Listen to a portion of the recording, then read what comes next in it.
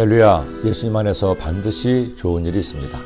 요즘은 찬양대에서 많이 부르지 않지만 제가 찬양대에서 봉사하던 시절에 자주 불렀던 곡이 있습니다. 핸델의 오라토리오 메시아입니다. 예수님의 전생애를 성악곡으로 만들어 연주하는 곡이었는데 모두 52곡으로 된 이 작품을 연주하기 위해서는 엄청난 노력과 수고가 있어야 했습니다. 전곡을 연주하는 데 드는 시간만 해도 2시간이 훌쩍 넘기도 했습니다. 지금도 당시 수백 명의 합창단과 수십 명의 오케스트라가 연주했던 메시아의 감격이 생각납니다. 다윗이 성전 건축을 준비하고 그의 생애 마지막으로 한 일이 오늘 말씀에 나오죠. 먼저 솔로몬을 왕으로 세웠습니다. 아직 그가 세상을 떠나기 전이었습니다. 그리고 솔로몬을 도울 방백들을 불러 모았습니다. 그리고 또 하나의 핵심 세력인 레위 사람들을 불렀습니다. 하나님의 나라인 이스라엘이 바로 서기 위해서는 방백들이 정치를 잘할 뿐 아니라 레위 사람들이 하나님을 바로 섬겨야 했기 때문입니다. 30세 이상의 레위 남자는 모두 38,000명이었습니다.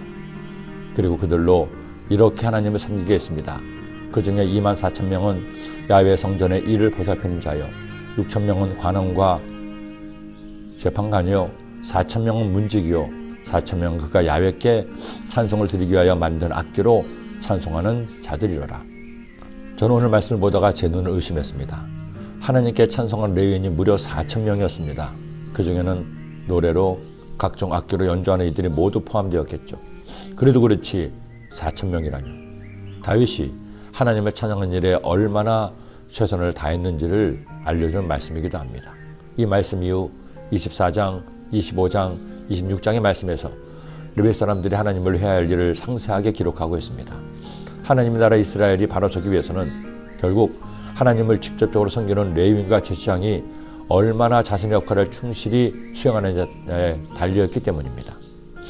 그리고 이제 거룩한 야훼 하나님의 성전을 열 사람이 없지만 하나님을 예배하고 섬기는 레위인들은 전 세계에 걸쳐 있습니다.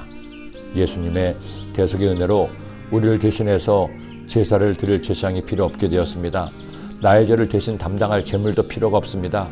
예수님께서 하나님과 나 사이에 대제사장이 되셨습니다. 예수님의 몸이 나의 죄를 대신 담당할 어린 양이 되었기 때문입니다. 그러니 이제 예수님을 구주로 믿는 우리는 영적인 레위인이요 왕같은 제사장입니다. 예수님을 믿은 성도는 하나님을 직접 찬양하고 예배하는 고귀한 신분을 가지게 된 겁니다. 그러니 우리는 바르게 살아야 합니다. 제사장답게 레위인답게 자신을 세상과 구별하여 살아야 합니다. 하나님을 믿지 않은 세상 사람들이 사는 방식으로 살아서는 안 되죠. 미워하고 다투며 살아서는 안 됩니다. 원망하고 불평하고 남 욕하며 살아서도 안 됩니다. 우리는 하나님 말씀대로 살아야 합니다. 사랑하며 살고 화목하게 살아야 합니다. 감사와 기쁨으로 살아야 합니다. 무엇보다도 하나님을 사랑하여 하나님께 영광 돌리고 하나님을 찬양하는 삶을 살아야 합니다. 4,000명의 레위인들처럼 하나님을 찬양하며 산다면 하나님은 우리의 찬송을 받으시고 여러분에게 놀라운 은혜를 부어주실 겁니다.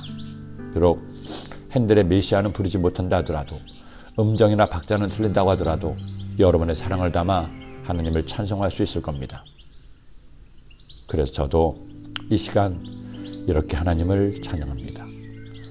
이와 같은 때에 난 노래하네, 사랑을 노래하네, 주님께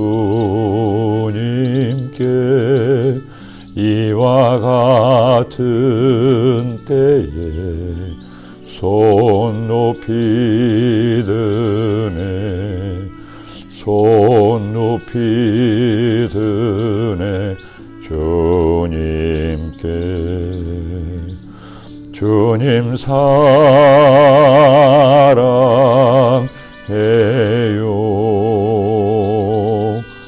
주님 사랑해요,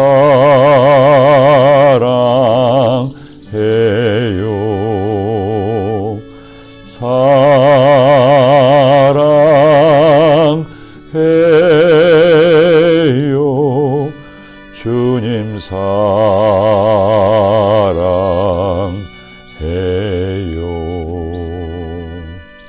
아멘. 기도드립니다. 사랑의 주님, 저희들 주님 믿고 주님의 자녀 되었으니 주님과 사랑 나누며 살게 하시고 주님을 사랑한다고 찬양하며 노래하며 살게 하여 주옵소서.